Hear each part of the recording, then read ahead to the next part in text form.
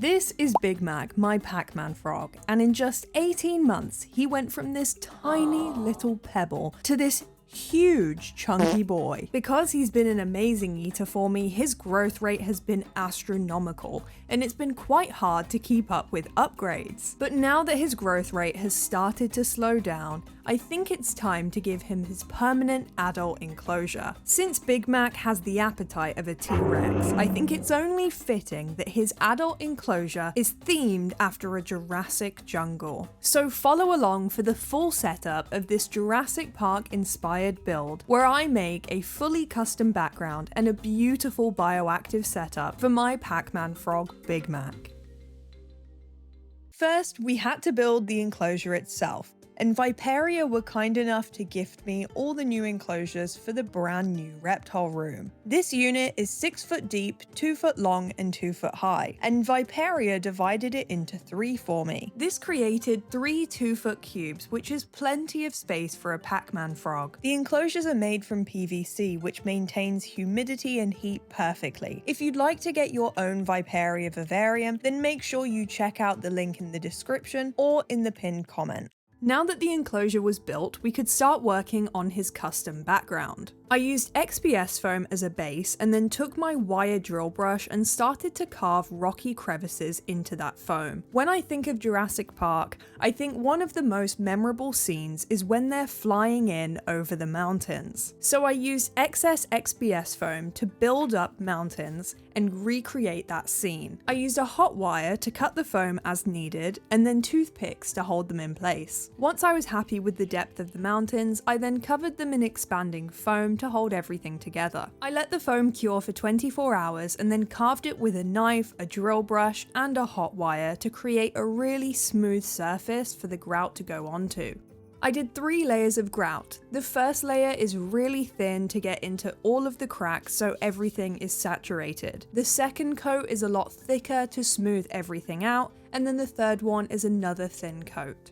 I let the background dry about 80% of the way, and then I started to carve to create some texture. I then let this fully harden so I could start to paint. Since I wanted this to look as natural as possible, I kept everything fairly simple. I used watered down black acrylic paint to get into all of the gaps. And then I soaked the background in water and added my base layer of paint, which was just a natural grey. I then added any necessary highlights and I varnished the background with a matte finish. The backgrounds were then installed into the enclosure with screws and we moved the Viv into place. One huge pro about choosing Viperia Vivariums is that their enclosures are so lightweight because they're made of PVC. Honestly, moving these Vivs around would have been such a struggle if they were made of wood.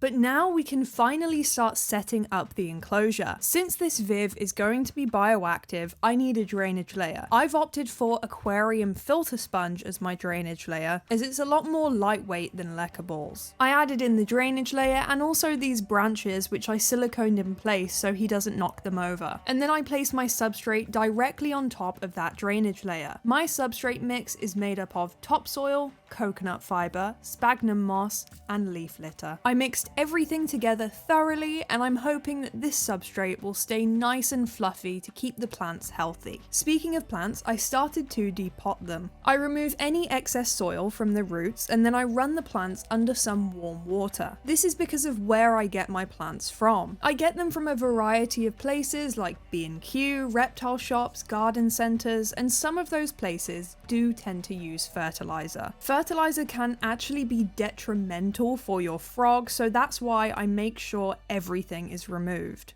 After repotting and quarantining the plants, I could add them into the enclosure. I started with this necklace vine. I think plants with tiny leaves like this really add so much to a bioactive setup, but they can be hard to keep alive with a huge heavy frog like Big Mac. So I placed it right up against the background in hopes that he doesn't squish this. The next plant is this Chinese evergreen, and it's definitely one of my favorites because of the pink stems. This plant will provide a great purpose for my Pacman frog since it grows tall, so it will provide a natural hiding place for him and create some coverage. This Boston fern is also one of my favorites because I love how dense they look. I feel like if you were walking around the jungle in Jurassic Park, then you would definitely see a plant like this. The next plant is this mosaic plant. If he doesn't dig this up or squish it, then this plant will be fantastic at retaining humidity within the soil, as it tends to carpet the ground, so it will benefit Big Mac but also the other surrounding plants. The next two additions are possibly the best plant choice for a bioactive Pacman frog setup, and that's because bromeliads don't have to go in the soil. I think bromeliads are as Jurassic jungle as you can get. They turn these lifeless branches into tiny trees,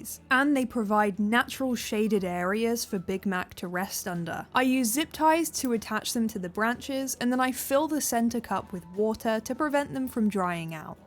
One plant you can always rely on in a bioactive setup is of course pothos. So I added two different types to this enclosure because I know they'll do well. The first is this neon pothos, and the second clipping is of golden pothos, which has been in Big Mac's old setup for years now. The last bit of plant life that we're going to be adding is some moss, and I have a lot of it. I added some Christmas moss and Java moss into this setup to truly turn it into a jungle. This is my first time ever using moss. I've always been a bit scared of it, and so far it's doing awfully.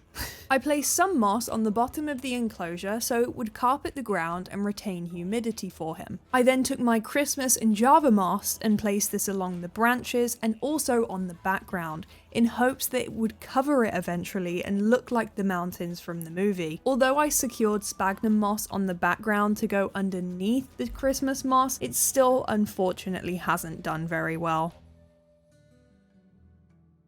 Now that all of the plant life was in, it was time to add the finishing touches. A bioactive jungle isn't complete without a thick layer of leaf litter. Leaf litter is great at maintaining humidity, it also acts as a food source for the cleanup crew which we'll be adding in, and it's a nice place for Big Mac to hide under. The cleanup crew for this setup consists of dairy cow isopods, which are personally one of my favourites, especially for a frog that has such big poos because they do tend to eat more protein than other isopods. And I'm also adding some springtails, as these help clean up any mold that may pop up, which is kind of inevitable in a new bioactive enclosure. And a strong colony will take care of any poops that Big Mac produces.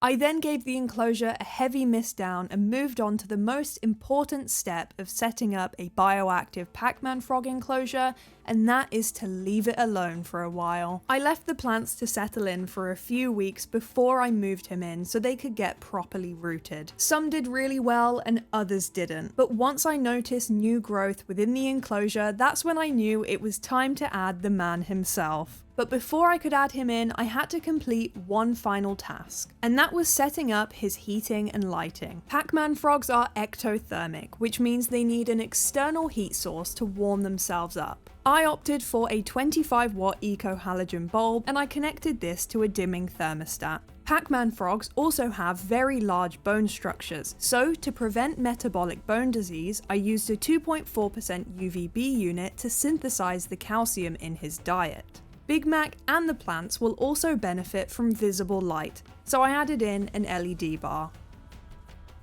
So now everything was prepared for Big Mac's arrival, and I could finally add him to the enclosure.